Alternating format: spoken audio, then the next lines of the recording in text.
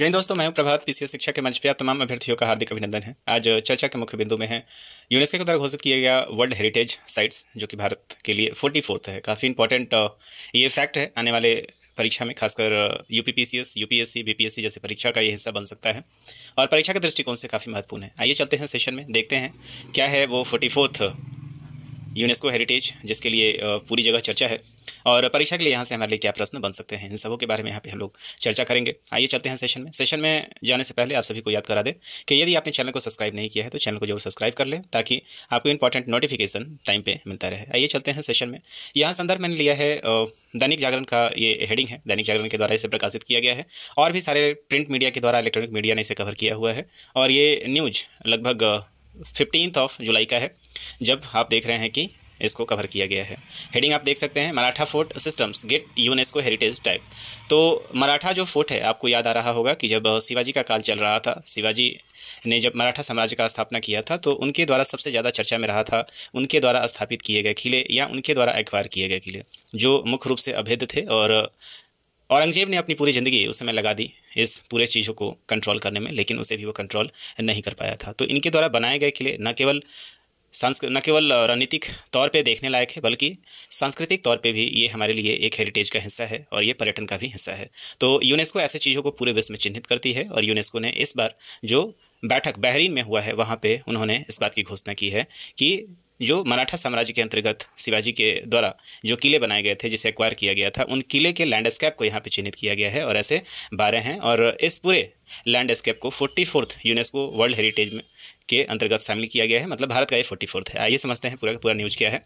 तो Maratha military landscape representing extra ordinary fortification and military system invasion by the Maratha rulers was on Friday in subscribed on the coveted UNESCO World Heritage List, the UN body announced in a post of X. The decision was taken during the ongoing 47th session of the World Heritage Committee WHC be held in Paris, New Delhi. Subscription on the UNESCO World Heritage List. तो आपको देख रहे हैं कि ये 47th जो है ये बैठक हुआ था यूनेस्को का, और ये जो बैठक हुआ है वो कहाँ पे हुआ है? पेरिस में हुआ है। इससे पहले मैंने बहरीन बोला था, इसे करेक्ट कर लीजिएगा। पेरिस में ये बैठक हुआ है और वहाँ पे इस भारत के इस हेरिटेज को इसका हिस्सा बनाया गया है। Maratha military landscape of India UNESCO of India यहाँ पे set the nomination for the UNESCO tag was for 2024 and 25 cycle.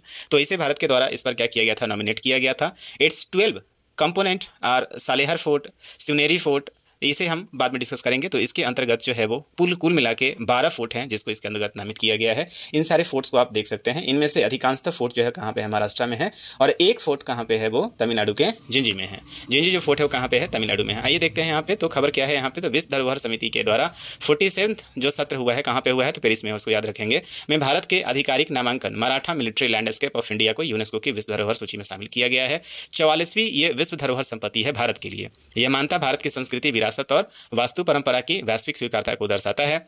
ये जितने भी किले बने हैं उसकी खासियत क्या है? तो आपको याद आ रहा होगा कि ये 17वीं से 19वीं शताब्दी के बीच मराठा साम्राज्य द्वारा निर्मित 12 किलों का नेटवर्क है। तो 17वीं से लेकर 19वीं शताब्दी के बीच में जब मराठा साम्राज्य अपने उत्कर्ष पे था, उस दौरान आप देखेंगे अधिकांश किले जो है वो शिवाजी के द्वारा मुख्य रूप से बनाए गए थे। ये किले रणनीतिक सोच, स्थापत्य कौशल और भौगोलिक समझ का प्रमाण है, और ये किले महाराष्ट्र और तमिलनाडु में फैले हैं। इसमें से जितने भी किले हैं उनमें से 11 किले जो हैं कहाँ पे हैं? महाराष्ट्र में। आइए इसको देखते हैं। तो महाराष्ट्र में किले कौन सा है? सालेहर है, सिवनेरी है, लोहगढ़, खांदेरी, रायगढ़, राजगढ़, प्रतापगढ़, सुवर्णदुर्ग, पन्हाला, विजयदुर्ग, सिंधुदुर्ग। तो आपको याद आ रहा होगा कि जो हमारा राजगढ़ था, रायगढ़ का ही किला था जहाँ पे इनका अभिषेक भी हुआ था। इस बात को भी आप याद रखेंगे। और इसमें से 11 1 2 3 4 5 6 7 8 9 10 और 11, तो 11 के 11 किले जो हैं कहाँ पे? महाराष्ट्र में है।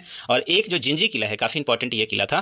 तो आखिरकार जो किला था, ये 12वां किला कहाँ का था? तो ये तमिलनाडु का किला था। इस बात को भी याद रखेंगे आप। तो प्राकृतिक स्थिति के आधार पर आप देखेंगे हिल फोर्ट्स के अंतर्गत सालेहर, सिवनेरी, लोहगढ़ जिसको कहते हैं, रायगढ़, राजगढ़ और जिंजी था। हिल फॉरेस्ट की बात करें तो प्रतापगढ़ है, हिल प्लेटू फॉरेस्ट पन्हाला है, कोस्टल फॉरेस्ट जो कि कोस्ट के पास है विजयदुर्ग है, आइलैंड फॉरेस्ट जो है वो खांदेरी, सुवर्णदुर्ग और सिंधुदुर्ग में स्थित है।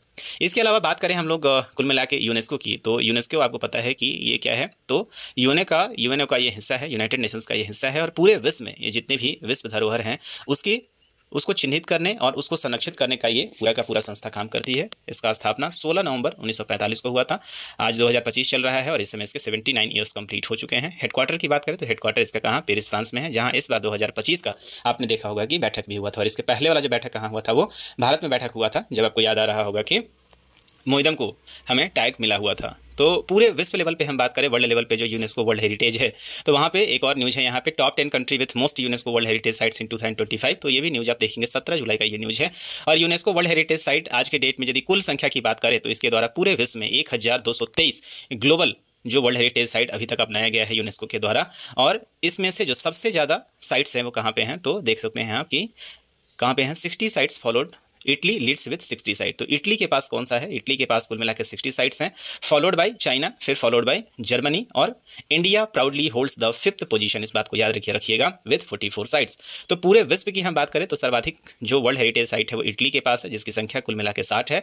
और बात करें भारत की तो भारत के पास ये 44th नंबर का वर्ल्ड हेरिटेज साइट हो गया है। और भारत यहाँ पे 44वें नंबर पे, 44वां वर्ल्ड हेरिटेज साइट के साथ पूरे विश्व में 5वें स्थान पर पहुंच गया है। इस बात को भी आप याद रखेंगे। और वैश्विक लेवल पे 1223 कुल मिलाकर वर्ल्ड हेरिटेज साइट अभी तक यूनेस्को के द्वारा चिन्हित कर लिए गए हैं। अब बात करते हैं हम लोग यहाँ पे चयन प्रक्रिया कैसे होती है, कैसे इसका चुनाव होता है। तो विश्व धरोहर सूची में शामिल होने के लिए स्थलों का उत्कृष्ट सार्वभौमिक मूल्य का होना चाहिए तथा उन्हें 10 चयन मानदंडों में से कम एक का पूरा होना चाहिए। इस बात को भी आप याद रखेंगे। केवल वही देश जिन्होंने विश्व धरोहर कन्वेंशन पर हस्ताक्षर किए हैं वहीं इसका नॉमिनेशन कर सकते हैं। नामांकित स्थल का मूल्यांकन अंतर्राष्ट्रीय स्मारक और स्थल परिषद दैट इज ICOSMOS और यूएन IUCN के द्वारा स्वतंत्र रूप से किया जाता है। भारत की हम स्थिति की बात करें तो हम लोग चर्चा कर लिया है यहाँ पे कि 44 वर्ल्ड हेरिटेज भारत में हो चुका है। वैश्विक स्थान पे आप देखेंगे यहाँ पे चेंज करना पड़ेगा, 6ठे नहीं, भारत अब 5वें स्थान पर पहुँच गया है। एशिया पैसिफिक स्थान पे भारत कौन है, दूसरे स्थान पे है।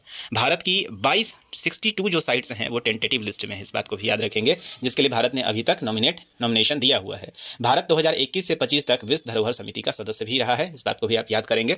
भारत में अभी तक जो 44 वर्ल्ड हेरिटेज साइट है कौन कौन है, तो सबसे पहले आप देखेंगे जो पहला हेरिटेज साइट जो चिन्हित किया गया था भारत में कौन था, याद रखिएगा, अजंता केव था, जो कहाँ है, महाराष्ट्र में है। तो 1983 में ही आप देखेंगे एक साथ भारत को 4 जगहों को चिन्हित किया गया था, जिसमें अजंता, एलोरा, आगरा फोर्ट और ताजमहल है। ये तो 1983 से इसकी शुरुआत होती है। उसके बाद sun temple, Konark, group of monuments of Mahabalipuram जो कि तमिलनाडु में है, काजीरंगा नेशनल पार्क असम, मानस आसाम का है, केवलादेव नेशनल पार्क जो कि राजस्थान में है। उसके बाद आप देख रहे हैं कन्वेंट्स ऑफ गोवा का जो आप देख रहे हैं, churches and convents of Goa, इसे भी रखा गया है।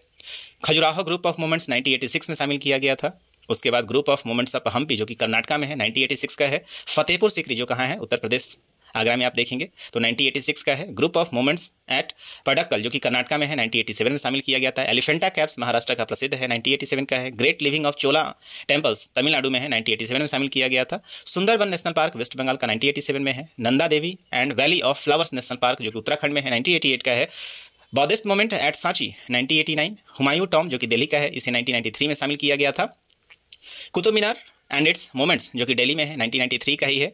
Mountain railway of India West Bengal, Tamil Nadu, Himachal Pradesh, इस बात को माउंटेन रेलवे जो है उसे 1999 में शामिल किया गया था। महाबोधि टेम्पल जो कि कहाँ पे है, बोध गया, बिहार में है। मोस्ट BPSC एग्जामिनेशन के लिए मोस्ट इंपॉर्टेंट है। 2002 में इसे शामिल किया गया था। महाबोधि जो टेम्पल है बिहार में, बोध गया में। रॉक शेल्टर्स ऑफ भीमबेटका जहाँ पे आप देखेंगे वर्ल्ड के जो है प्राचीन अवशेष मिले हुए हैं, 2003 का है। छत्रपति शिवाजी टर्मिनल जो स्टेशन है उसे महाराष्ट्र 2004 में शामिल किया गया था। चंपानेर आर्कियोलॉजिकल पार्क गुजरात का है, 2004 में है। रेड फोर्ट मतलब लाल किला दिल्ली का है, इसे भी शामिल किया गया 2007 में। जंतर मंतर जयपुर का है, इसे 2010 में शामिल किया गया है। वेस्टर्न घाट एक मत आप देखेंगे ये कल्चरल साइट है, इस बात को भी आप याद देखेंगे। और वेस्टर्न घाट जो है ये नेचुरल साइट्स है, इस बात को भी आप याद रखेंगे। महाराष्ट्र, कर्नाटक, केरल और तमिलनाडु में फैला हुआ है, इसे 2012 में शामिल किया गया था। हिल फोर्ट्स ऑफ राजस्थान 2013 का है। इसके बाद आप देखिए यहाँ पे रानी का बाव जो कि गुजरात में है, 2014 का है। Great Himalayan national park conservation Himachal Pradesh, ये भी नेचुरल है, यहाँ पे आप देखिए तो दूसरा जो है वो आपका नेचुरल हो गया ये। उसके बाद नालंदा महाविद्यालय जो कि बिहार में है, ये 2016 में है। इसके पहले महाबोधि को 2002 में शामिल किया गया था, कल्चरल साइट है ये। कंचनजंगा, इसको आप देख लेंगे, कंचनजंगा नेशनल पार्क, ये नेशनल पार्क आप सिक्किम का देख सकते हैं। ये खानदोंगा करके नेशनल पार्क है जो कि सिक्किम का है, ये मिक्स्ड है। तो सिक्किम वाला मिक्स्ड है जो कि अकेला ही है 2016 का, इस बात को भी याद रखेंगे। तो एक मिक्स है जो कि यहाँ पे है सिक्किम में है। इसके अलावा द आर्कियोलॉजिकल वर्क ऑफ कार्बोयूजर जो कि चंडीगढ़ में है। अहमदाबाद गुजरात का है, यहाँ पे अहमदाबाद जो पूरा सिटी है उसे भी शामिल किया गया है कल्चर साइट के अंदर। विक्टोरियन गॉथिक एंड आर्ट जो को एसेंबल्स ऑफ मुंबई महाराष्ट्र में है, 2018 गॉथिक शैली से कहते हैं। जयपुर सिटी को शामिल किया गया है 2019 में। और काकतीय रुद्र रुद्रेश्वर जो टेंपल है हमारा, रामप्पा टेंपल जिसे कहते हैं, तेलंगाना में है, 2021 में है। धौलावीरा जो कि हड़प्पन सिटी है, गुजरात का, 2021 का है। शांति निकेतन जिसे हाल फिलहाल में दिया गया था वेस्ट बंगाल, तो शांति निकेतन आपको पता है रविन्द्रनाथ टैगोर का ये हेरिटेज है, 2023 में इसे शामिल किया गया था। और उसके बाद आप देखें कि सेक्रेड इंसेम्बल्स ऑफ द होयसल जो है, होयसल का जो टेंपल है कर्नाटक का, 2023 में है। मोइदम जो कि अभी हाल फिलहाल में पिछले बार शामिल किया गया था, आसाम का, जो मोइदल पूरा का पूरा जो आप देखेंगे कि अहोम राजवंश के जो डायनेस्टी हैं उनका जो ये पूरा का पूरा जो हेरिटेज है, जिनका अवशेषों को दफनाया जाता था, ग्यूरियल सिस्टम है जिसको मोइदम कहा जाता है, ये पिछले साल 2024 में शामिल किया गया था। चराईदेव में है ये। और अभी हाल फिलहाल में आपने देखा कि मराठा मिलिट्री लैंडस्केप जिसके अंतर्गत 12 किले आते हैं, उनको शामिल किया गया है 2025 में। तो आप देख रहे हैं पूरा जो स्थिति है हमारे पास 37+6+1 का ये स्थिति है। तो एक आप देखेंगे यहाँ पे कौन सा है, मिक्स है, 37 कल्चरल है, 6 यहाँ पे कौन मिलेंगे, नेचुरल है, और इस तरह से हमारी स्थिति हो जाती है कुल मिला के 44। तो मुझे उम्मीद है कि ये पूरा का पूरा सेशन परीक्षा के दृष्टिकोण से काफ़ी इंपॉर्टेंट है, जिसे आप लोगों ने नोट कर लिया होगा। यहाँ से प्रश्न पूछने का संभावना बहुत ही ज़्यादा होता है। तो इस सेशन में इतना ही, मिलेंगे हम आपसे अगले सेशन में कुछ नए अपडेट के साथ। तब तक दीजिए मुझे इजाज़त। साइनिंग ऑफ, दिस इज प्रभात। जय हिंद।